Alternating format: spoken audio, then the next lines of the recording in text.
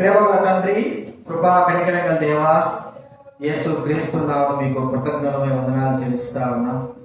ఈరోజు తండ్రి ప్రభువా, మరి జూలై మాసంలో మీ పాసంలో చేరి ఆరాధించే బాధ్యతను అయోగ్యమైన మాకు అనుగ్రహించిన మీ వాక్యం ద్వారా ప్రభువా నాతో మీరు మాట్లాడు, సహాయం చేయి, కలిగించండి తండ్రి.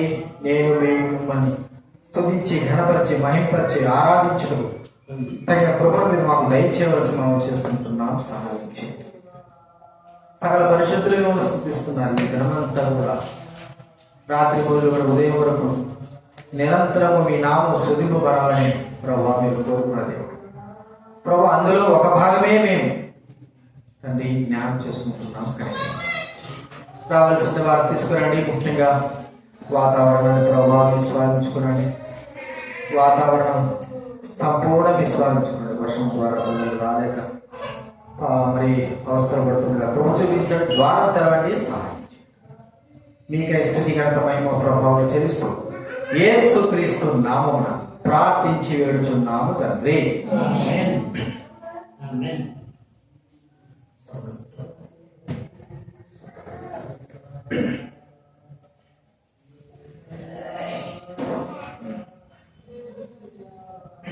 దైవ వాక్యంలో నుండి మనం చూసుకుందాం. కొన్ని మాటలు చూసుకుంటా. ఆది కీర్తన గ్రంథం దేవుడు తన కృపను చూపి మరి 3 నెలలు సంపూర్ణంగా కాపాడి 3వ నెలలో మరి ప్రవేశపెట్టాడు నన్ను. దేవుడికి మీ ప్రార్థన ద్వారా, సంఘ ప్రార్థనలు, దైవ ప్రార్థనలన్నిటి కూడా కృతజ్ఞతగా ఉన్నాను. దైవవాక్యంలో ఈరోజు మనం ఆరాధన ప్రవేశింపకమునకు కీర్తన గ్రంథం 99వ కీర్తన ఆరాధన యొక్క వాక్య భాగంలో మనం చూసుకుంటూ 99వ కీర్తన 3వ వచనం 5వ వచనం మనం అందరం కూడా కలిసి చదువుకుందా. 99వ కీర్తన 3వ వచనం 5వ వచనం అందరం కూడా కలిసి చదువుకుందా. భయంకరమైన నీ గొప్ప నామమును వారు స్తుతించరు. యెహోవా పరిశుద్ధుడు. మన దేవుడైన యెహోవాను ఘనపరచుడి. ఆయన పాదపీఠం మీద సాయపడుడి. ఆయన పరిశుద్ధుడు. అలాగే నిర్గమకాండం 3వ అధ్యాయం. నిర్గమకాండం 3వ అధ్యాయం 3వ అధ్యాయం 1వ వచనం నుంచి 5వ వచనం వరకు మార్చి చదువుకుందాం. నిర్గమకాండం 3వ అధ్యాయం 1వ వచనం నుంచి 5వ వచనం వరకు మార్చి చదువుకుందాం. 1 నుంచి 5 వరకు. నిర్గమకాండం 3వ అధ్యాయం 1వ వచనం నుంచి 5వ వచనం వరకు మార్చి చదువుకుందాం. మోషే మిథ్యాను యాజకుడైన హిత్రో అను తన మామ మందిని మేపుచు ఆ మందను అరణ్యం అవతలకు తోలుకొని దేవుడి పర్వతమైన హోరేబుకు వచ్చాను. 2వ వచనం.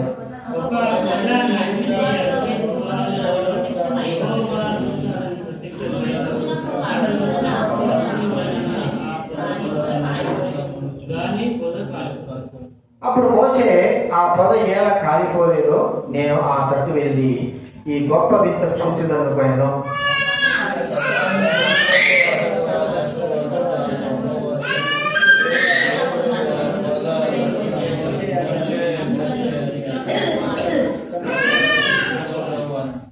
అందుకు ఆయన దగ్గర రావద్దు, నీ పాదం నుండి నీ చెప్పులు విడుము, నీవు నిలిచి ఉన్న స్థలము పరిశుద్ధ ప్రదేశము అను. బయటికి ఇక్కడ మనం చూస్తున్నాము. మోషే హోరేబు పర్వతంపైకి వెళ్ళాడు. మరి తాను గొర్రెలు కాసుకుంటున్న సమయంలో ఆ ప్రాంతంలో మరి మేపుతూ ఆ పర్వతంపై వెళ్ళినప్పుడు ఒక వింత చూసినాడు. ఆ వింత ఏంది మనకు తెలుసు. ఒక పొదలో అగ్ని మండుతుంది, కానీ పొద ఎంత మాత్రం కాలిపోవడం లేదు. మరి ఆ యొక్క బూడిద కావడం లేదు అక్కడ, కానీ అగ్ని మాత్రము ఆ పొదలో మండుతానే ఉంది. అది ఒక గొప్ప వింత. మరి ఇలాంటి వింత మరి బైబిల్ గ్రంథంలో మరోసారి కూడా జరిగింది. ఆ విద్యను చెప్పగలరా మీరు? దానియేలు, శద్రక్, మేషక్, అబేద్నెగోలు అగ్నిలో పడినప్పుడు వారి ఎంత మాత్రం కాలేదు, వారి బట్టలు కాలేదు, వారి శరీరానికి మరి ఆ మంట వాసన, అగ్ని వాసన కూడా తగలేదని మనము చూస్తా ఉంటున్నాం.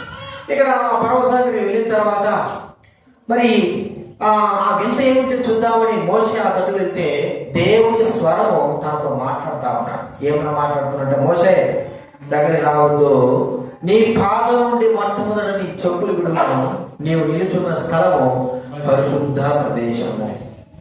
వాళ్ళరా ఆ ప్రాంతం అంతా కూడా గొర్రెలు, మేకలు లేకపోతే పశువులతో నిండి ఉన్నటువంటి ఈ స్థలం హోరేబు ప్రాంతం. ఎందుకంటే ఆ ప్రాంతంలోనే వారు గొర్రెలు, మేకలు, లేకపోతే ఆవులు ఇవి మేపుతా ఉండేవారు. అలాంటి ఆ ప్రదేశము మరి పరిశుద్ధ ప్రదేశం అని దేవుడు అంటున్నాడు. ఎందుకంటే ఒక మనం తెలుసుకోవాలి, దేవుడు ఎక్కడ ఉంటాడో అక్కడ అంతా కూడా పరిశుద్ధమైన స్థలమే. దేవుడు ఎక్కడున్నప్పటికీ, ఎక్కడైనా ఉండని, ఏ స్థలమైనా ఉండి ఆయన ఉన్న స్థలం మనం ఆలోచించగలిగితే భూమి దిగంతం వరకు ఆయన నేను ఉన్నవాడను కానాని దేవుడు సెలవిస్తా ఉన్నాడు. కాబట్టి ఆయన ఎక్కడైతే ఉంచాడో, ఏ స్థలం అయితే ఉంటాడో ఆ స్థలము పరిశుద్ధ ప్రదేశము. ఆ ప్రాంతంలోకి మోషే చెప్పులు వేసుకుని వస్తే ప్రభు అన్నాడు, నీవు చెప్పులు విడువు, నీవు నిలుచున్న స్థలము పరిశుద్ధ ప్రదేశం. ఇప్పుడు మనము చెప్పులు అనే దాని గురించి మనము చూద్దాం. చెప్పులు ఇది మనకు బాగా తెలుసు, మనకు ప్రతి ఒక్కరికి కూడా చెప్పులు ఉంటాయి కదా. ఆ దినాలు ఎలా ఉండేవంటే చెప్పులు లేకుండా తిరిగేవారు ప్రజలు. మరి పల్లెటూరు ప్రజలు, మోటు ప్రజలు ఏం చేసేవారంటే చెప్పులే అసలు ఉండవు. వాళ్ళు మరి పంటలకు పోయినా, పనులకు పోయినా, ఎక్కడ పోయినా కూడా చెప్పులు లేకపోవడం తిరగడంలో వాళ్ళ యొక్క అలవాటు. అందుకే వాళ్ళ కాళ్ళు ఎలా ఉంటాయంటే చిన్న చిన్న ముళ్ళు, గరిగ ముళ్ళు ముచ్చుకున్నా కూడా అవేవి కూడా వాళ్ళకి చెయ్యవు, అంత గట్టిగా అయిపోయి ఉంటాయి ఆ కాళ్ళు, ఆ కింద పాలు. అంటే చెప్పులు లేకుండా తిరగలేదు. మనమైతే ఒక 10 అడుగులు కూడా బయట మన వీళ్ళ ఒకళ్ళ ఇంట్లో లేకుండా తిరగచ్చామో కానీ బయట మనము చెప్పులు లేకుండా తిరగలేము కదా. చిన్నప్పుడు నాకు గుర్తుకొచ్చేది, చిన్నప్పుడు మా ఆయన చెప్పులు గుడికిస్తే, చెప్పులు గుడించే మరుసటి రోజే చెప్పులు పోయి స్కూల్ పోతానని ఎవడో కూడా ఎత్తేస్తాడు. ఇతను చాలాసార్లు కొనిచ్చాడు. ఇంకా మా ఆయన ఏం చేశాడంటే ఇట కాదు ఇంటికి అని చెప్పులు తీసేసి 3 సంవత్సరాలు చెప్పులు లేకుండా నడిచాడు. ఒకటి కాదు, 2 కాదు, 3 సంవత్సరాలు. అప్పుడు నా కాళ్ళు గట్టిగా, తర్వాత చెప్పులు ఎప్పుడో కొనిచ్చాడు కానీ 3 సంవత్సరాలు చెప్పులే కొనిలేదు. చెప్పులు చాలా ప్రాముఖ్యమే. ఏమిటి ఈ చెప్పులు ఒక ఆలోచించగలిగితే ఆ స్థానం ప్రభు అన్నాడు కదా. మరి వాక్యంలో ఉంది కదా, యోహాను అంటాడు కదా, ప్రభుతో ప్రభు దగ్గర మాట్లాడాడు, ఆయన చెప్పులను విప్పుటకైనను మోయుటకైన నేను పాత్రుడని కాను. చూడండి, ఒకవేళ మనము ఇలాగ భావించుకున్నాం, దేవుడు వేసుకునే చెప్పుల్లాగా మనం ఉంటున్నామా? చెప్పుల యొక్క స్థితి ఏమిటి? చెప్పుల యొక్క పరిస్థితి ఏమిటి? మనకు బాగా తెలుసు, చెప్పులు ఎంత పెద్ద చెప్పులైనా సరే, ఎంత కొత్త చెప్పులైనా సరే, కొత్త చెప్పులు మనం ఏం చేస్తాం చెప్పండి. ఇప్పుడు మన ఊరికి పోతున్నాము, కొత్త చెప్పులు కొనుక్కున్నాము, ఆ కొత్త చెప్పులు మడత పెట్టి మన బ్యాగ్లో పెడతాం లేదా? బ్యాగ్లో పెడతాం కదా. కొత్త చెప్పులు మడత పెట్టి మన బ్యాగ్లో పెట్టుకుంటాం. ఎందుకు? అవి కొత్త చెప్పులు, ఇంకా వాడబడలేదు. మరి అదే 10 నిమిషాలు మనం కొత్త చెప్పుల్ని తీసుకొని మనం వేసుకొని బయటికి పోయి ఒక 10 నిమిషాలు తిరిగి కూడా వచ్చిన తర్వాత మళ్ళా తిరిగి మనము చెప్పులు బయట మన బ్యాగులు పెట్టుకుంటామా? పెట్టాం. ఎందుకు? ఒకవేళ కొత్త చెప్పులు తీసుకొచ్చినా ఇంటి లోపల పెడతాము కొత్త చెప్పుల్ని. తర్వాత ఏం చేస్తాము? వాడిన తర్వాత ఆ కొత్త చెప్పు అయినా సరే, 500 చెప్పులైనా సరే, 1000 రూపాయల చెప్పు అయినా సరే, ఎక్కడ పెట్టాలి ఆ చెప్పులు? మనము బయట. కొన్నప్పుడు ఉన్న విలువ ఒక్కసారి వాడిన తర్వాత దానికి అంత విలువ ఉండదు. చూడండి, మనము ఎంత విలువ చెప్పులైనా సరే, ఒకవేళ 1000 రూపాయల చెప్పులు అనుకో, నాకు పడతాయి ఆ చెప్పులు, కానీ నేను ఆ చెప్పులు వాడను. ఎందుకు? ఒక వేసుకున్న చెప్పులు ఇతరులు వాడడానికి ఇష్టపడనే పడరు. చెప్పులు అనేటువంటి మాట మనం చూస్తే అవి ఒక్కసారి వాడబడిన తర్వాత ఇక అది అపవిత్రమైనదిగా మనం చూస్తుంటున్నాం. అపవిత్రమైనదిగా చూస్తాం.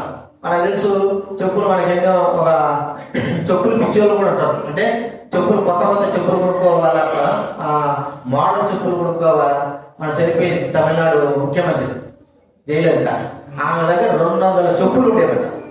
ఒక్కొక్కటి 100లోనే వేలలోనే మంచి ఇక్కడ కాకుండా ఫారెన్ నుంచి తెప్పించుకునేవారు. మరి ఎక్కడ ఎంత 200 చెప్పులున్నా ఏమున్నా ఆమె పడగదిలోకి వెళ్ళగలవా? పడగదిలోకి వెళ్ళగలవా? ఆమె పడుకున్నప్పుడు ఆమె కాళ్ళకు వేసుకొని పడుకోగలదా?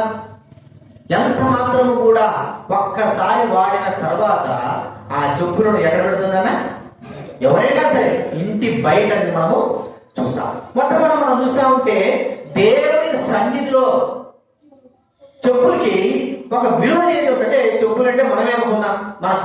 ఒకప్పుడు మనకు దేవుని సన్నిధిలో ఎంతో విలువ ఉండేది.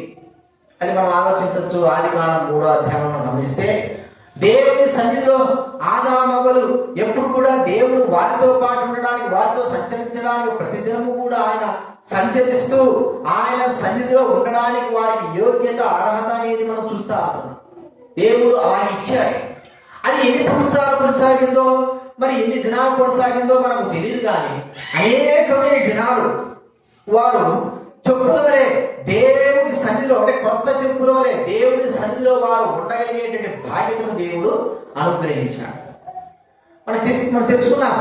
చెప్పులు కొన్న వెంటనే, కొత్త చెప్పులు కొన్న వెంటనే వాడక మునుపు వాడి మన బ్యాగులో పెట్టగలము, ఇంట్లో పెట్టగలము, ఇంటిలోకి తీసుకొని రాగలము. ఎందుకంటే అవి మన కాళ్ళకు వేయబడలేదు కాబట్టి, తొడగలేదు కాబట్టి, వాడలేదు కాబట్టి వాటిని మన ఇంటిలోకి తెచ్చుకోవడానికి ఇష్టపడతారు. మరి అంటే ఒక మాట చెప్పుకోవాలంటే అవి పవిత్రమైనవి, కొత్తవి, పవిత్రమైనవి మనం చెప్పుకోవాలి. మరి ఆది ఆదాములు వారి యొక్క జీవితం ఎలా ఉంది, వారి మనస్సాక్షి ఎలా ఉంది, వారి యొక్క హృదయం ఎలా ఉందంటే పరిశుద్ధతతో, పవిత్రతతో ఉంటూ ఉంది. దేవుని సన్నిధిలో వారు ఎల్లప్పుడూ కూడా ఉండేవారుగా, దేవుడు కూడా వారి దగ్గర ఉండడానికి ఇష్టపడేవాడుగా ఉంటున్నాడు. ఎందుకంటే వారి హృదయము పరిశుద్ధతతో ఉన్నది, వారి జీవితము పరిశుద్ధతతో ఉన్నది. వారు పరిశుద్ధులుగా ఉన్నట్టుగా మనం చూసుకోగలం. ఎందుకంటే ఆయన తిరిగే స్థలము పరిశుద్ధమైనది కాబట్టి, ఆయన ఉంటున్న స్థలంలో వారు కూడా నివసిస్తున్నారు కాబట్టి అది పరిశుద్ధమైనదిగా, వారు పరిశుద్ధులుగా ఉన్నారని మనం గుర్తించాలి. అలాంటి వారు ఉన్నట్టుండి ఒకసారి ఏమైపోయి చెప్పండి, దేవుని సన్నిధిలోంచి వారు పారదోలబడ్డారు కదా. చూడండి ఆదికాండం 3వ అధ్యాయం. అది అలాగే చూడండి ఆదికాండం 3వ అధ్యాయం. చూడండి ఆదికాండం 3వ అధ్యాయము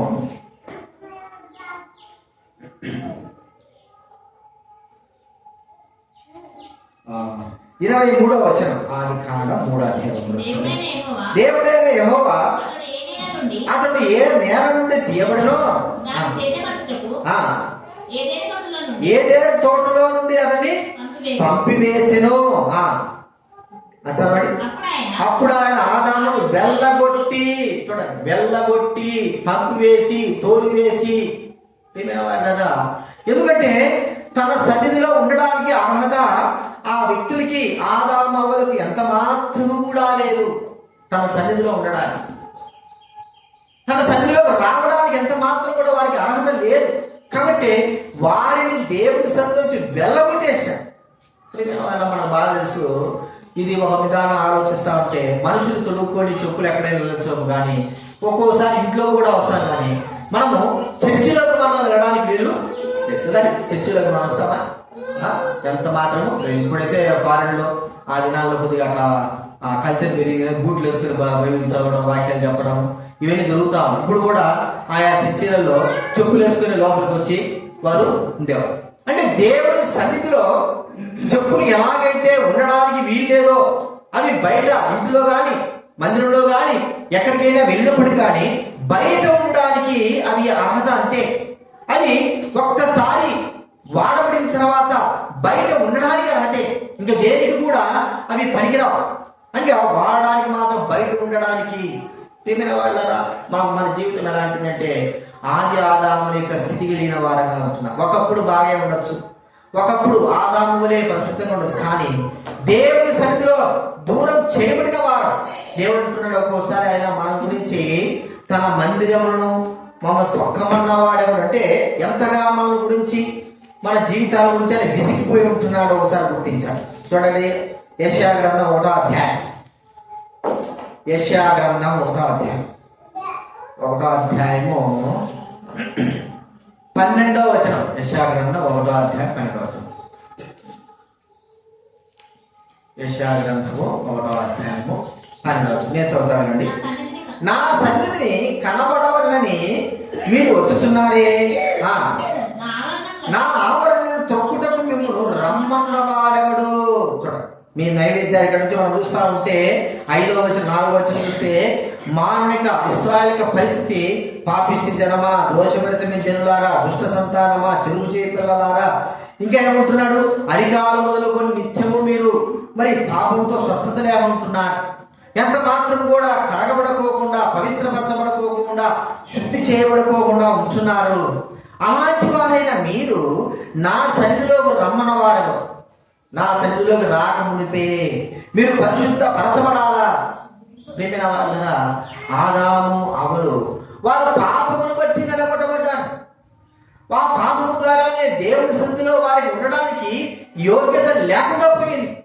ఎంత మాత్రం లేదు. మన చెప్పులు ఎలాగైతే బయట వదిలేస్తాము, మన చెప్పులైతే మరి దేవుని యొక్క ఆవరణలో బయట వదులుతాము, మన చెప్పుల్ని మనము ఎంత మాత్రం కూడా మరి ఆ విలువని ఇవ్వము. ప్రియమైన వాళ్ళ పాపముతో ఉంటున్న మన జీవితాలు కూడా అలాంటిగానే ఉంటున్నాయి. దేవుని మందిరంలోకి రావడానికి యోగ్యత అంత మాత్రము లేదు. అయితే ప్రభువైన యేసుక్రీస్తు వారు చేసిన కార్యం ఏమిటి? ఆయన చేసిన కార్యం ఏంటంటే మన కొరకై, మన పాపముల కొరకై ఆయన మనల్ని పవిత్రపరచడానికి, ప్రియమైన వాళ్ళరా పరిశుద్ధపరచడానికి మనల్ని తన రక్తము చేత కడిగి దేవుని సన్నిధిలో ప్రవేశించేటువంటి ఆ బాధ్యతను మనకు అనుగ్రహించినాడు. ప్రియమైన వాళ్ళరా, హెబ్రీ పత్రికలో మనం చదువుకుంటే దేవుని సన్నిధిలో యాజకుడే ప్రవేశించి బలి అర్పించాలి. మరి అతి పరిశుద్ధమైన స్థలంలో ప్రవేశించడానికి తనకు ఎంత మాత్రము యోగ్యత లేదు. సంవత్సరానికి ఒక్కసారే బలి పశువు యొక్క రక్తం తీసుకుని వెళ్ళాలి. ఇప్పుడు ఆ బలి పశువుగా ప్రభువైన యేసుక్రీస్తు వారు మనందరి కొరకై ఏమైనా బలిలో శిలువలో బలి. ఇప్పుడు ఆయన రక్తము చేతపెట్టుకొని ఆకాశ మండలానికి వెళ్ళి దేవుని సన్నిధిలో ప్రవేశించి అపవిత్రులమైన మనము, పాపులమైన మనము, దోషులమైన మనము, పాపాత్ములమైనము దేవుని సన్నిధానికి త్రొక్కడానికి, రావడానికి, ఉండడానికి కూడా యోగ్యతని మన కొరకై యేసుక్రీస్తు వారు రక్తము చేత పట్టుకొని వెళ్ళిపోయారు. ఆయన తండ్రి అయిన దేవుని సన్నిధిలో ఉండి, ప్రభా ఇదిగో ఈ రక్తము నా రక్తమే, ఇది ఈ రక్తము చేత మీ బిడ్డలైన వారు మీ సన్నిధికి రాకోకుండా పాపముల చేత, అపరాధం చేత వారు ఆటంకపరచబడుతున్నారు. కాబట్టి ఈ రక్తము చేత వారు ప్రతి పాపమును కడిగి మీ సన్నిధిలోకి రావడానికి వారి అర్హత, బాధ్యతను అనుగ్రహించు ప్రభువా అన్నట్లుగా ఆయన తన రక్తము చేత దేవుని సన్నిధిలో ప్రవేశించి ఉంటున్నారు. ఇది నాన్న దేవుని సన్నిధిలో మనం ఎవరైనా కావచ్చు. ఆ దినాల్లో మరి ఎలా ఉండేది మనకు బాగా తెలుసు. అంటే కులాలు కదా, అగ్ర కులాలు, మరి తక్కువ కులాలని మనం చూస్తా ఉంటాం. వాళ్ళ కులాలు, మన తక్కువ కులాలనే వారు వచ్చినప్పటికి కూడా పెళ్లిళ్ళకు కానీ లేకపోతే మీటింగ్లకు కానీ ఏదైనా వచ్చినా కూడా వారికంటూ ఒక స్థలము, దూరంగా ఒక స్థలం ఉండేది. లేకపోతే ఆ దినాల్లో నీరు పోసేటప్పుడు వారు దోషులతో పట్టుకొని పోయేసి, అంటే అంత తక్కువగా ప్రజలైన వారు మరి ఆ స్థితిలోకి ఉండేవారు. అది మనం చూస్తుంటున్నాం. మరి దేవుని సన్నిధిలో మన స్థితి ఎలా ఉందంటే, ఇక చెప్పులు, బురదతో ఉన్న చెప్పులు ఎలాగైతే ఇంటి బయట దూరంగా మనం వదులుతామో, ప్రియమైన వాళ్ళగా బురదలో ఉన్న చెప్పుల్ని ఒకవేళ మన కాళ్ళు కడుక్కున్నంత మాత్రాన, చెప్పులు కడుక్కున్నంత మాత్రాన చెప్పులు వేసుకొని మళ్ళా తిరిగి మనం ఇంట్లోకి వెళ్ళలేము. కడిగిన చెప్పులైనా సరే బయట పెట్టాల్సి. అయితే మన జీవితం ఎలా ఉందో ఒకసారి గుర్తిస్తే, పాపముతో నిండి ఉన్నా, ఒకవేళ దేవుడు కూడా ఉండొచ్చు, దేవుడు కూడానే మరి మరి దేవుడమైన మనము పాపంతో నిండి ఉంటే, ఆ ప్రభువైన యేసుక్రీస్తు వారి కనికరం కలిగిన దేవుడు, జాలి కలిగిన దేవుడు, దయ కలిగిన దేవుడు ఏం చేశాడంటే మనందరిపైన తన యొక్క రక్తము ప్రోక్షించుంటున్నాడు. ప్రియమైన వాళ్ళరా, మరి దేవుని సన్నిధిలో ప్రవేశించేటువంటి ఆ బాధ్యతను మనకు అనుగ్రహించుంటున్నాడు. దేవుని సన్నిధిలో ప్రవేశించే బాధ్యతను మనకు అనుగ్రహించాడు. ఆయన లేకపోతే మన స్థితిగతి ఏమైందంటే, బయట ఆదాము ఎలాగైతే వెళ్ళగొట్టబడ్డారో, పంపివేయబడ్డాడు ఆయన సన్నిధిలోంచి, అలాగే నిత్యము బయట నిత్యము బయట రాసి. మనకు తెలుసు పాత నిబంధన కాలంలో ప్రత్యక్ష గుడారంలో యాజకులు మరి ఆ యొక్క లోపలికి వెళ్ళాలి. యాజకులు లేవిన లోపల ఇంకా అతి పరిశుద్ధ స్థలంలోకి ఎవరు వెళ్ళాలంటే ప్రధాన యాజకుడు మాత్రం సంవత్సరం కోసం వెళ్ళాలి.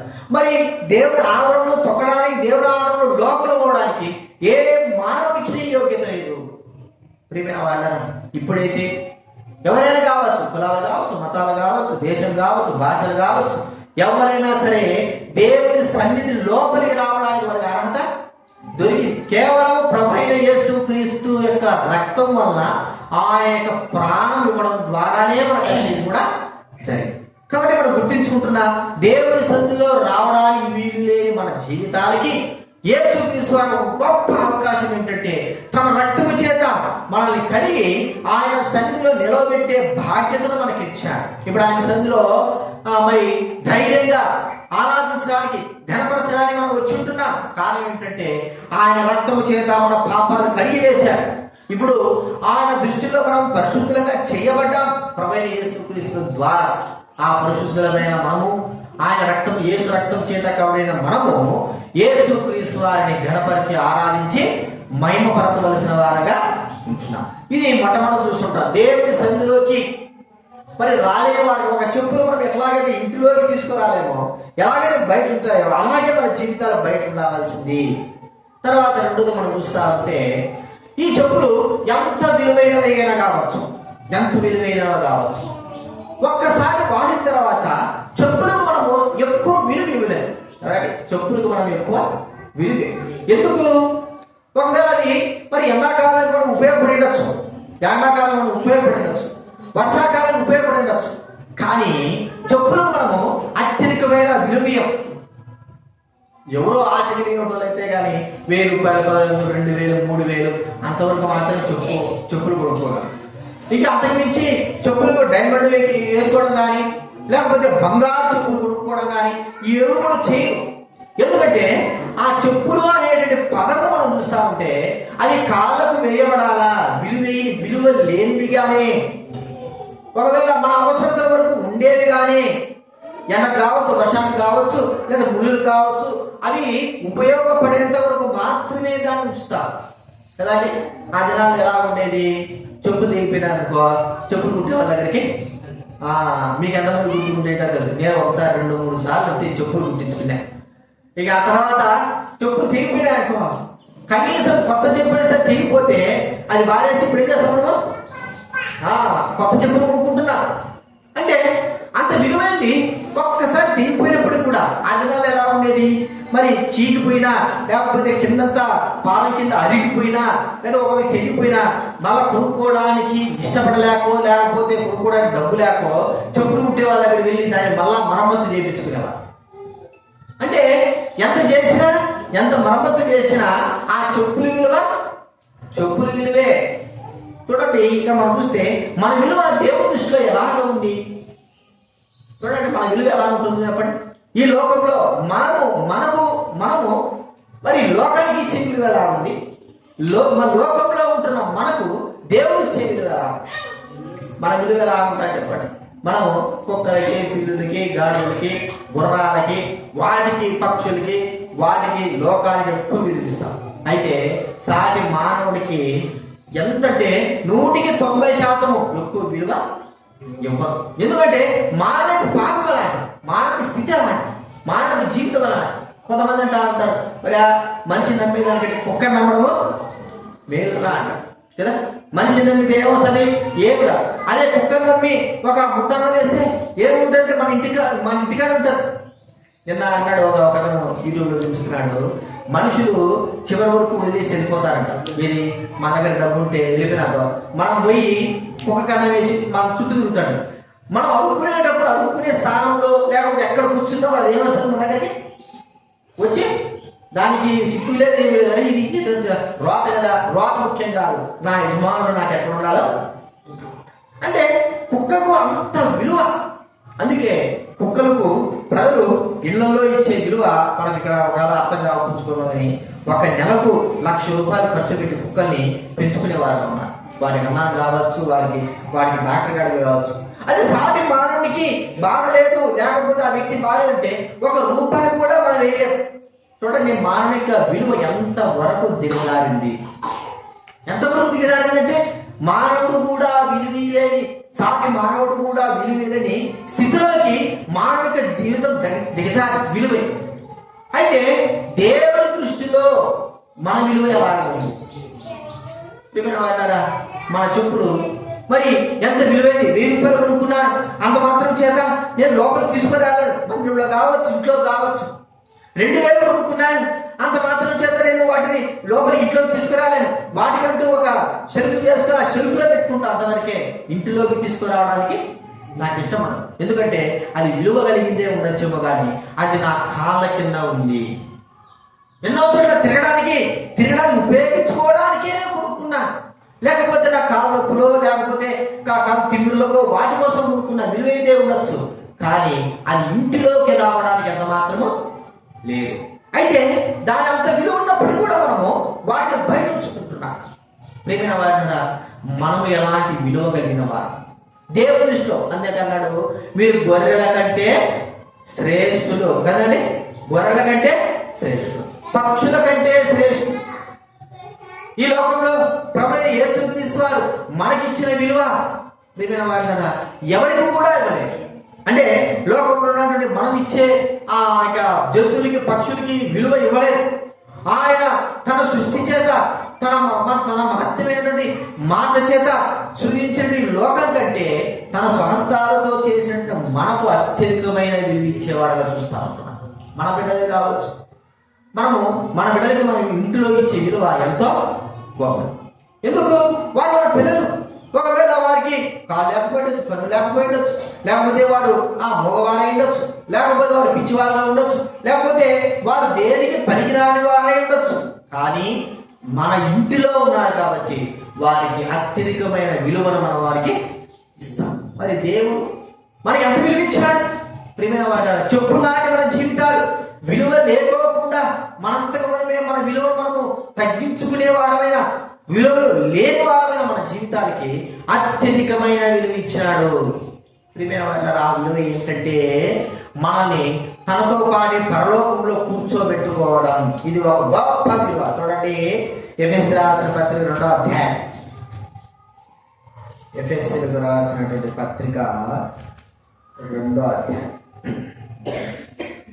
చదువుకుందాం. 2వ అధ్యాయం 7వ వచనం. ఎఫెసీయులకు రాసిన పత్రిక 2వ అధ్యాయం. ఆయనతో కూడా లేపి పరలోకమందు ఆయనతో కూడా కూర్చోబెట్టి. ఎక్కడ కూర్చుండబెట్టేది? ఏదో కింద కూర్చుండబెట్టాడా, లేకపోతే పక్కన కూర్చుండబెట్టాడా? కాదు, ఆయన సింహాసనమందు.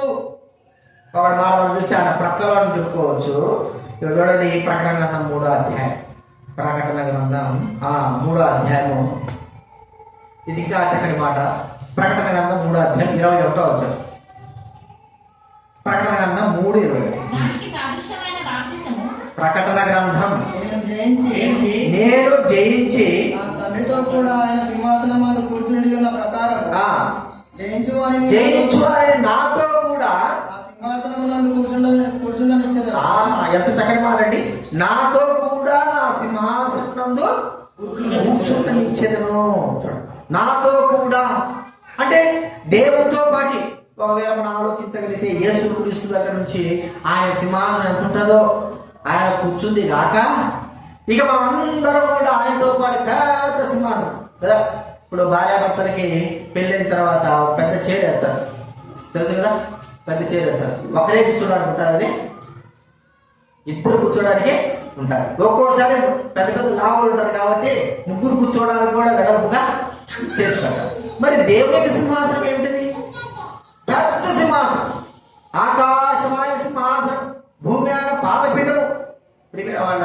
అలాంటి ఆయన సింహాసనం ఆయన అన్నాడు, నాతో కూడా నా సింహాసనమందు. ఎవరికి సింహాసనం మీకు ఎక్కిస్తాడు? ఒక సామెత ఉంది కదా, కనకపు సింహాసనం పైన ఏంటంటే శునకాలు కూర్చోబెడితే దాని విలువ అది కుక్క దాని దగ్గర ఒక మరి బంగారు సింహాసనం కుక్కను కూర్చోబెట్టి దాని ముందు కింద ఒక ఎముక వేసామనుకో, ఆ సింహాసనం వదిలేసి ఏం చేస్తుంది? వచ్చి ఎముక కాడికి.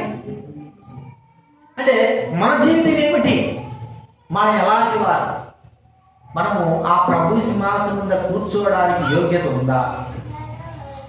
ప్రియమైన ఆయన సింహాసనం కాదు కదా, పరలోక రాజ్యంలోకి అడుగు పెట్టడానికి మనకు ఎంత మాత్రం అర్హత లేదు. ఒక చెప్పుల వలె మనం ఒకవేళ విలువైన వారం, లోకంలో ఎంతో విలువైన వారంగా మనం చేసి ఉండొచ్చు, విలువైన వారంగా ఉండొచ్చు. మన విలువంతా కూడా ఒక్క క్షణంతో దేవుడు తీసేసేవాడు చూస్తుంది. మనం చూస్తే యూట్యూబ్లో ఒక ఆమె కోటేశ్వరం బంజారా హిల్స్ లో మంచి ఇల్లు రాస్తుంది. పిల్లలకి 6 కోట్లు ఇచ్చేసిందట. ఏది వాళ్ళకి వాళ్ళ కుటుంబానికి 6 కోట్లు ఇచ్చి, ఆమెకు ఇంట్లో శాంతి లేక ఎక్కడికి వెళ్ళిందంటే అనేది ఆశ్రయం, వృద్ధాశ్రయంకి వెళ్ళిపోయి. ఇంత వృద్ధాశ్రయంలో ఏ దిక్కుమొక్కు లేని వారు, ఏ అర్హత లేని వారు, ఎవరు కూడా పట్టించుకోని వారు ఆ స్థానంలో ఉంటారు. మనం చూస్తూ ఉంటే ఎలాంటి వారిని ఎలాగ స్థితిలో వెళ్ళిపోయారనేది మనకంతా బాగా తెలుసు. వారు ఎంతగా ఉన్నవారైనా సరే దేవుడు అందుకే అన్నాడు, మరి పైన మెట్ట మీద కూర్చున్న వారైనా సరే బూడిదలో పెంటలో కూర్చునేటట్టు చేస్తా అన్నాడు. పెంటలో కూర్చున్న వారిని కూడా ఏ స్థానంలోకి ఎత్తుతాడు? అధికమైన స్థానంలోకి ఎత్తుతాడు. అంటే మానవిక విలువ ఎంత దిగస్థితిలో ఉన్నది మనం గుర్తించాలి. ఎంత స్థితిలో ఉన్న మనల్ని ఆ ప్రభువైన దేవుడు చెప్పులైనటువంటి బయటనే ఉండడానికి, అర్హత ఉండడానికి మనకు కాదు. ఇప్పుడే సరే అప్పుడప్పుడు మనం వచ్చి ఆ చెప్పులు ఆ బడలో పెడతాం. అప్పుడప్పుడు చూస్తారు ఆ బడ ఇంకా ఆ చెప్పులు ఇంకా ఏం చేయాలా, ఇంకా వెనక్కి. అందుకే చెప్పులు స్టాండ్ చేసేటప్పుడు అప్పుడప్పుడు నడలేకపోతే అట్లా ఇంకా వెనక్కి పెట్టాలి చెప్పులు. ఎందుకు? వాటిని మనము త్రోసి వేయాలి. మనకు అవసరమే, మనకు అవసరం కావచ్చు, మనకు అవసరమే. కానీ వాటిని ఆ దరిదాపులు కూడా లేకోకుండా చేసుకోవాలనము ఇష్టపడతాం. మరి ప్రభువైన దేవుడు ఏమిటండి? మనం ఎలాంటి వారిని, ఏ స్థితిలో ఉన్న వారిని, ఎక్కడ ఉన్న వారిని, ఏ పెద్ద స్థితిలో ఉన్న వారిని మనకిచ్చే విలువ ఏమిటంటే తన సింహాసనంపై మనం కూర్చోబెట్టడం. ఒక్కసారి ఆలోచిద్దాం. ఆ స్థానంలోకి వెళ్ళిన మనము కృతజ్ఞత లేని వారమై ఆరాధించకపోతే, ఆ స్థానంలో ఉన్నాము అని గ్రహించలేని వారు మనము, కృతజ్ఞత లేని వారమే ఆరాధించకపోతే మనంత దౌర్భాగ్యం లేరు. అప్పుడప్పుడు చెప్తా ఉంటాను, ఒక వ్యక్తి చిన్న పిల్లవాడు మరి వేరే ఒక కోటీశ్వరుడు మరి తను దత్తత తీసుకొని సాకుంటే ఆ వ్యక్తి ఎంతో గొప్పవాడైనప్పుడు, ఎంతో గొప్పవాడైతే, కృతజ్ఞత లేనివాడైతే తన స్థానం ఏమిటి, తన ఉన్న పరిస్థితి ఏమిటి, తను ఎక్కడి నుంచి వచ్చాడు, తనను దత్తత తీసుకునే వ్యక్తి ఏమిటి, తన ఇల్లు ఏమిటి, అది ఒక్కసారి ఆ వ్యక్తి ఆ పిల్లవాడు ఆలోచించకపోతే అలాంటి వాడు కృతజ్ఞత లేనివాడు. అందుకే మనం గుర్తించాలా, చెప్పులైన మనము, బయట పారవేయబడే మనము. ఒక మాట మనం ఆలోచిస్తే ఆ విలువ అనేది మనం చూస్తే, ఒకవేళ యేసు ప్రభు యొక్క చెప్పులను మనము ఇప్పుడు చూడండి, మైకేల్ జాక్సన్ ఉన్నాడు, మంచి డాన్సర్. అతను చనిపోయినాడు, మరి ప్రపంచ ప్రఖ్యాతిగాంచిన డాన్సర్. అతను వాడినటువంటి కోటు, అతను వాడిన కోటు, అతను వాడిన టోపీ కావచ్చు, అతను వాడిన బెల్ట్ కావచ్చు, వేలంపాట అంటారు తెలుసు. వేలంపాట అయితే ఆ కోటుకు ఇన్ని కోట్లు అమ్ముడుపోయాయి. ఏది? ఒక వ్యక్తి వాడిన వస్త్రం ఇన్ని వందలుగా పోయి, అయితే ఒక వాడేసి వదిలిపెట్టేశాడు. అయితే దాన్ని మరి వేలంపాట వేస్తే అది కనీసము ఒకవేళ 50,000 1,00,000 రూపాయలు కూడా చేయదనుకో, 1,00,000 రూపాయలు వదిలేస్తాడు. దాని విలువ వేలంపాటలు వేస్తే 1 కోటి రూపాయలు, 2 కోట్ల రోజు కూడా మనవారు బూట్లు కావచ్చు. మరి ఆ విలువ ఏమిటండి? మరి యేసు ప్రభు తొడుక్కునేటువంటి చెప్పులైనటువంటి మన విలువ ఏంటి అంటే, ఆయన మనల్ని తొడుక్కున్నవాడుగా మనం చూడాలి, విడిచిపెట్టిన వాడుగా కాదు, తొడుక్కున్నవాడుగా. ఇప్పుడు ఆయన మనం తొడుక్కుంటే మన విలువ ఏమిటి? మన బాగా తెలుసు, గాడిద గురించి మనకు తెలుసు. గాడిద విలువ ఏంటి మనకు తెలుసు. ఏంటంటే గాడిద పాత బట్టలను మోసేది, గాడిద ఇంట్లో తీసుకొచ్చి పట్టుకోగా బయట కట్టేస్తారు కదా. గాడిదని తీసుకొచ్చి మరి వాటిని స్నానం కూడా చెప్పారు. గాడిదతో చేసే పని ఏంటంటే కర్రతో కొట్టడము, రాయితో కొట్టడం, అంతే కదా, కర్రతో కొడతారు, రాయితో కొడతారు. మరి ఆ గాడిదకు ఎలాంటి విలువ కలిగింది? ఒక దినాన ప్రభువు యేసుక్రీస్తు వారు వచ్చి ఆ గాడిద మీద ఎక్కితే, ఆ గాడి మీద ఎక్క ఉండుకుని గాడి మీద ఎక్కాలనుకున్నప్పుడు ఆ గాడిద మీద విలువ ఏంటి చెప్పండి? ఎవరైతే బట్టలు వేసుకున్నారో మంచి మంచి వారందరూ కూడా ఆ బట్టలు పైకి తీసేసి వారి బట్టల్లో ముందు దానిపైన వేసినారు, తర్వాత రోడ్డు మీద కూడా చేశారు. ఇప్పుడు గాడిదకి ఎంత విలువ వచ్చింది? ఆ గాడిద పైన యేసు ప్రభు ఉన్నంత వరకు ఆ గాడిదకు గొప్ప. మరి యేసు ప్రభు వారు మరి తొడుగుకునే చెప్పులైన మనకు ఎంత గొప్ప విలువ. ప్రియమైన వాళ్ళ చెప్పులు ఎప్పటికీ బయట ఉండవలసిందే.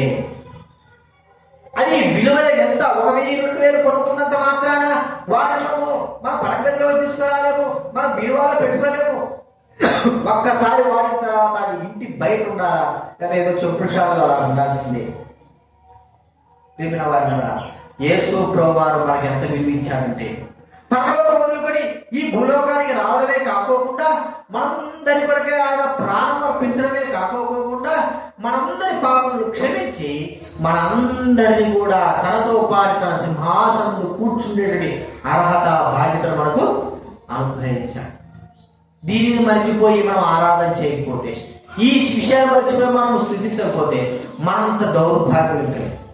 కాబట్టి ప్రియమైన వారా, విలువలేని చెప్పులకి ఎంత విలువ లేకపోయినా కూడా మనము ఇచ్చే విలువ ఈ లోకంలో తక్కువే. కానీ విలువ లేని మనకు దేవుడు చెవుడికి విలువ ఇచ్చినా విలువ ఇచ్చినా పరమదేవుడు మనకి గొప్ప విలువ ఇచ్చి తన ప్రాణాన్ని అర్పించి పరలోకంలో మనం చేర్చాడు.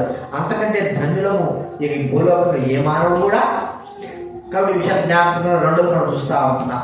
మూడవదిగా చెప్పుల విషయంలో గమనిస్తే, చిరిగినటువంటి జీవితం, పుట్టు లేక చిరిగిన జీవితం అని అనొచ్చు. ఇప్పుడంటే మనము చెప్పులు చూస్తే కొద్దిగా తోలు వేసిపోయినా కొద్దిగా మాసిపోయినా ఏం చేసేవారంటే ఆ చెప్పుల్ని పారేసైనా సరే కొత్త కొనుక్కోవాలి ఇష్టపడతారు. పుట్టు అనగా ఆ దినాల్లో తిరిగిపోతే ఖచ్చితంగా వాటిని పుట్టు వేసుకునేవారు. జీవితం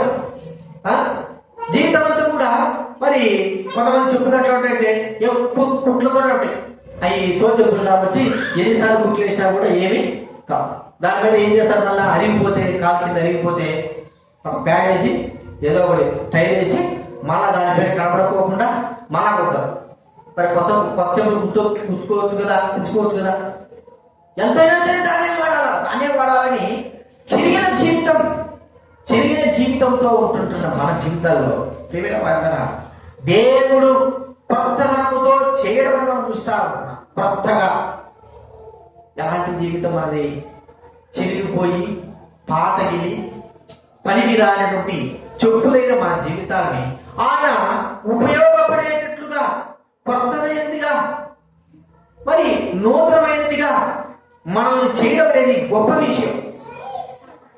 వాళ్ళ దేవుని యొక్క గొప్పతనం ఏమిటంటే, దౌర్భాగ్యము, నశించిపోయే వారము, చిరిగిపోయిన వారము, లేకపోతే పనికిరాని వారము మనల్ని పనికొచ్చిన వారుగా దైవ బిడ్డలుగా లోకంలో మరి దైవ బిడ్డలు అంటే ఒక అర్హత యోగ్యత కలిగిన వారుగా మనం చేయడం అనేది అది ఇంకా గొప్ప బాధ్యత.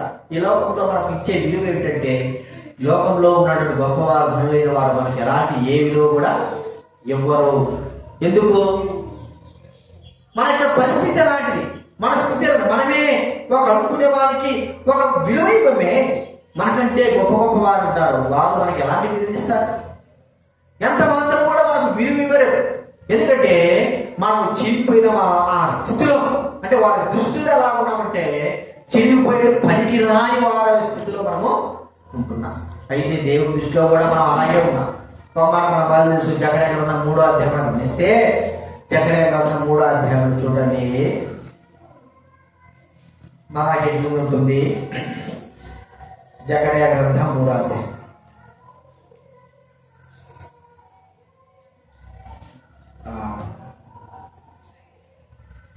3వ అధ్యాయం జకర్యా 3వ అధ్యాయం 3వ వచనం.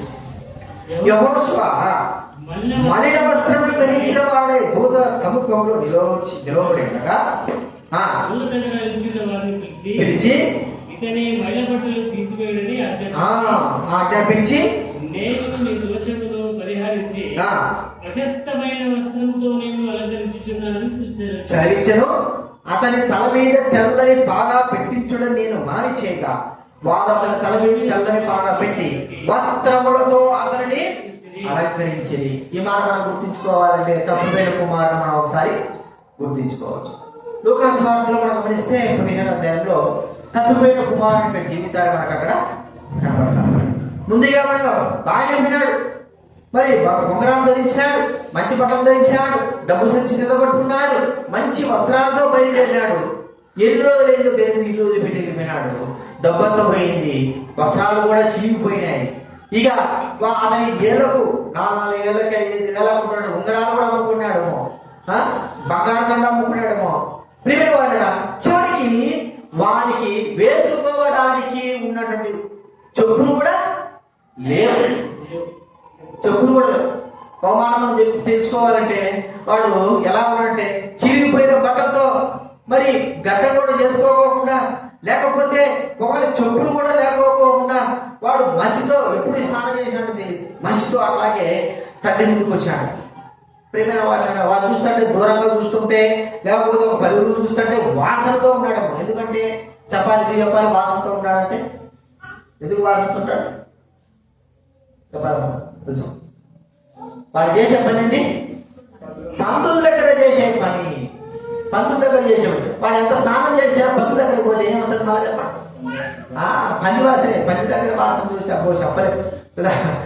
మీకంటే ఒక అనుభూతి లేదు తెలియదు, కానీ మాకు కడప జిల్లాలో పందులు పెంచుకునేవారు. ఎరుకలు పందులు పెంచుతారు. ఎలా పెంచుతారంటే ఆ పందులు బాగా కోటేశ్వరు వాళ్ళ 200 బిల్డింగ్లు ఉంటాయి. వాటిని పెంచేదానికి మాత్రమే ఉంటాయి, కొన్ని తిరిగేటు ఉంటాయి, పిల్లలు పెట్టి తిరిగేటు ఉంటాయి. వాటిని ప్రతిరోజు లేడీస్ ఆ ఎట్లు లేడీస్ ఇళ్ళకాడికి వచ్చి ఉదయం ఒకసారి సాయంత్రం ఒకసారి ఏం చేస్తారు, అడుక్కుంటారు. ఈ అన్నం అంతా వేస్తారు కదా, వాళ్ళు కావాల్సింది తినేది ఎంత కావాల్సింది ఆ అన్నం అంతా ఆ పందులకి వేసేస్తారు. ఆ పందులకి పెద్ద దొడ్డి గడ్డి పెట్టేసి ఈ అన్నం అంతా మామూలుగా ఉండదు. ఆ వాసన మురిగిపోయి 4-5 రోజులు అది వేస్తారు. కొన్ని చూసినా కాబట్టి చెప్తున్నా. అక్కడ దగ్గర పందులతో మరి ఉన్న పని చేసే వాళ్ళ దగ్గర ఏ వాసన వస్తుంది చెప్పండి? పందుల వాసనే, చెడు వాసన వస్తుంది. మరి ఎప్పుడు స్నానం చేసేది తెలియదు, అంటే చిరిగిపోయి ఉన్నాడు, వాసనతో ఉంటున్నాడు. మరి పిల్లల పడ్డగా మరి ఎట్లుందంటే ఆ పరిస్థితి చెప్పలేని పరిస్థితి. తండ్రి దగ్గరికి రాగానే ప్రియమైన వారి పరిస్థితి ఏమైపోయిందంటే మార్చబడింది. వస్త్రాలు వచ్చాయి. వస్త్రాలు కొత్త వస్త్రాలు వేయాలంటే ముందుగా వాడికి ఏం చేయాలా? స్నానము చేయించాలి. కొత్త వస్త్రాలు వచ్చినాయి, ఉంగరం వచ్చింది. వాడు చెప్పులు లేక ఎన్ని రోజులు తిరిగాడు, ఆ చెప్పులు పోయినాయి. లేకపోతే ఉన్నాయేమో అవన్నీ కూడా చిరిగిపోయి పాదాల కింద అంత అరిగిపోయి మరి ఉన్నాయేమో. ప్రియమైన వాళ్ళరా, ఆ చెప్పులు తీసేసి కొత్త చెప్పులు, కొత్త ఉంగరము, బట్టలు ఇవన్నీ కూడా ఆ వ్యక్తికి తన జీవితము నష్టపరచబడిన తన జీవితాన్ని తిరిగి అనుగ్రహింపబడడం అనేది మనం చూస్తా ఉన్నాం. మన జీవితాన్ని దేవుడు ఎంత గొప్పగా చేశాడో మనం గుర్తించాలి. ఒక్కోసారి మేము అనుకుంటాము మరి పశువుల వెంట తిరిగేటోళ్ళు, లేకపోతే చేపలు పట్టుకునేటోళ్ళు, లేకపోతే మరి దైవ సందులో ఉండి వారు ఏదో ఒక పాశ పని చేసుకునేటోళ్ళు ప్రభువు నమ్ముకున్న తర్వాత వారి యొక్క జీవితం యొక్క విధానం మారిపోతారు. వారి జీవితం మేము చూసినాము. మరి ఒకసారి దైవ సేవకులైన వారు, విశ్వాసులైన వారు చేపలు పట్టుకునేటోళ్ళు చదువు రాదు, ఇంకా చదివే రాదు. దేవుడు పిలిచాడు, సేవకు వచ్చినాడు, దైవ సేవ చేస్తాడు. ఎట్లా పడ్డా మరి దైవవాక్యం చదువు నేర్చుకున్నాడు. ఇప్పుడు నడక మారింది, మాటలు మారినాయి, చేష్టలు మారినాయి. ఒక పెద్ద సంఘంలో తను సేవ చేస్తా ఉన్నాడు. మరి తన యొక్క సేవ పరిచర్యలు మరి కారణాలు ఎదుగుతా ఉన్నాడు. మరి గిద్దలూరు దేవదానం గారు ఉన్నాడు. గిద్దలూరు ఆయన ఎప్పుడైతే భక్సి గారు పంపించాడో అప్పటి నుంచి ఆయన అక్కడే ఉన్నాడు. భయంకరమైన నల్లగా ఉంటాడట దేవదానం. నల్లగా ఉంటాడు ఎప్పుడు. మరి ఆ పశువుల దగ్గరికి ఆ యజమానులు రెడ్డిస్ వాళ్ళు పశువుల దగ్గర పంపించేవాళ్ళు చిన్నతనం. అలాంటి వాడు రక్షింపబడ్డాడు. రక్షింపబడిన తర్వాత భక్సి గారి దగ్గరకు వచ్చిన తర్వాత తన జీవితం మారిపోయింది. మరి దైవజనుడు భక్సి గారికి పెద్ద స్థానంలో మరి ఇంగ్లీష్లో నుంచి తెలుగులో ట్రాన్స్లేట్ చేసే వ్యక్తిగా చూస్తా ఉంటున్నాం. తన జీవితం అంతా వైఖరంతా కూడా మార్చబడిన వాడని మనం చూస్తా ఉన్నాం. భౌతిక సంబంధమైనది కాదు కానీ ఆత్మ సంబంధంగా మన జీవితాలను దేవుడు ఏం చేశాడండి? మార్చి వేసినాడు. భౌతిక సంబంధంగా డబ్బుంటే మనం మార్చుకోవచ్చు. ఆత్మ సంబంధంగా అది దేవుడు ఇవ్వవలసింది. ప్రియమైన వాళ్ళ చిరిగినటువంటి జీవితాన్ని దేవుడు చక్కపరిచినాడు. ఆయన చక్కపరిచినాడు, యోగ్యమైనదిగా చేసినాడు, అవసరమైనదిగా చేసినాడు, విలువైనదిగా చేసినాడు. అస్తవ్యస్తంగా ఉన్నటువంటి ఒక మరి వజ్రాన్ని, మనం రాయిలా ఉంటుంది వజ్రం, అని అస్తవ్యస్తంగా ఉంటుంది, ఎటువంటి ఉంటుంది. మరి ఆయన వజ్రం తయారు చేసే వ్యక్తి దగ్గర ఆ రాయిని తీసుకువెళ్తే దానికి మెరుగులు దిద్దితే అస్తవ్యస్తంగా ఉన్నటువంటి దానికి విలువ ఎంత పెరుగుతుందో చెప్పండి కదా. చాలా మన జీవితంలో అంత గొప్ప కార్యం చేసి చిరిగిపోయిన చెప్పుల్లాంటి మనల్ని ఆ ప్రభువైన దేవుడు విలువైనవిగా, ఒకవేళ మనం చెప్పుకోవాలంటే మనం అనుకోవచ్చు, నేను యేసుక్రీస్తు వారు వేసుకున్న చెప్పుల వలె ఉన్నాను, బయట ఉంటే నా జీవితం వ్యర్థం, యేసు ప్రభు వారి యొక్క చెప్పుల వలె, ఒకవేళ గాడిద వలె మరి నేను ఉంటున్నాను. అలాంటి యొక్క స్థితి కలిగిన నా జీవితాన్ని ప్రభు ఎంతగా మార్చాడో ఒకసారి మనం గుర్తించుకోవాలి. మన అందరి జీవితాలు అందుకు ప్రభువును మనము స్తుతించి గమనించాలి. ఈ విషయాలన్నీ కూడా ప్రభువైన యేసుక్రీస్తు మరి ఆయన మనకు ఎంతో గొప్ప విలువ, ఇవన్నీ కూడా ఇంత గొప్ప విలువ రావడానికి ఒకే ఒక కారణం మనకు బాగా తెలుసు. యేసు ప్రభువు వారి యొక్క శిలువ శ్రమ మన జీవితాన్ని బాగు చేయడానికి, మనల్ని కడగడానికి, మనల్ని పవిత్రపరచడానికి, మనల్ని యోగ్యులుగా చేయడానికి, మనకు విలువైన వారిగా చేయడానికి ప్రభువైన యేసుక్రీస్తు వారు పరలోకం వదులుకున్నాడు, విలువైన ధనం వదులుకున్నాడు, తండ్రి దగ్గర ఉన్న స్థానాలు వదులుకున్నాడు. ఇవన్నీ కూడా వదులుకొని భూలోకంలోకి, దుష్టలోకంలోకి, పాపపు లోకంలోకి, మురికి లోకంలోకి, అపవిత్రమైన లోకంలోకి యేసుక్రీస్తు వారు రావడం అనేది చూస్తాము. ఆయన రావడమే కాదు, మనందరి కొరకై, మన పాపములను బట్టి ఇవన్నీ కూడా మనకు సంభవించిన మనందరి కొరకై యేసుక్రీస్తు వారు చనిపోవడం అని చూస్తాము. చనిపోయి నిత్య జీవం మనకు అనుగ్రహించినాడు ప్రభువైన యేసుక్రీస్తు వారు. ఇంకా మన విలువ చెప్పలేనంత గొప్ప విలువ. లోకంలో మనకు విలువ ఇవ్వకపోయినచ్చు ప్రజలు, కానీ దేవుని దృష్టిలో, ప్రభువైన యేసుక్రీస్తు వారి దృష్టిలో, తండ్రైన దేవుని దృష్టిలో మన విలువ ఎంతో గొప్పది అని మనం గుర్తించాలి. కాబట్టి చెప్పుల్లాంటి మన జీవితాలు, అందుకే ప్రభు అంటున్నాడు, చెప్పులు విడువు, నువ్వు నిలుచున్న స్థలము పరిశుద్ధ ప్రదేశం. చెప్పుల్లాగా మా జీవితాలు ఉన్నాయి. ఆయన సన్నిధిలో ఉండగలిగితే అర్హత, బాధ్యతలు దేవుడు మనకు అనుగ్రహించాడు. ఆయన సన్నిధిలో కూడా రావడానికి ఇష్టం లేని, లేకపోతే అర్హత లేని మనకు ప్రియమైన వాళ్ళరా ఆయన సన్నిధిలో ఉండే బాధ్యతను ఇచ్చినాడు. ఎంతో విలువ ఎంత విలువ కట్టినప్పటికీ మనకు మన చెప్పులకి మన ఇంటి దగ్గర ఇచ్చే విలువ బయటనే ఉండాలి. కానీ దేవుడు ఈ లోకంలో మనకి ఎవరు విలువ ఇచ్చినా ఇవ్వకపోయినా మనకిచ్చే విలువ, ఆయన గొప్ప స్థానం ఏమిటంటే తన సన్నిధిలో కూర్చొని తనతో పాటు భోజనం చేసే అర్హత. చిరిగిపోయిన జీవితాలు, అస్తవ్యస్తమైన జీవితాలు, పనికిరాని జీవితాలైన మనల్ని పనికి వచ్చేవిగా దేవుడు చేయడం అనేది మనం చూస్తాము. యోగ్యమైనవిగా చేయడం మనం చూస్తాము. వీటన్నిటి కారణము ప్రభువైన యేసుక్రీస్తు వారు మాత్రమే. ఆయన తప్ప ఇంకెవరు లేరు. కాబట్టి ఆ ప్రభువైన దేవుడు మనం ఆరాధించి గణపరిచి మహిమపడతాం. లేచినప్పుడు మనం పాట పాడుకుందాం.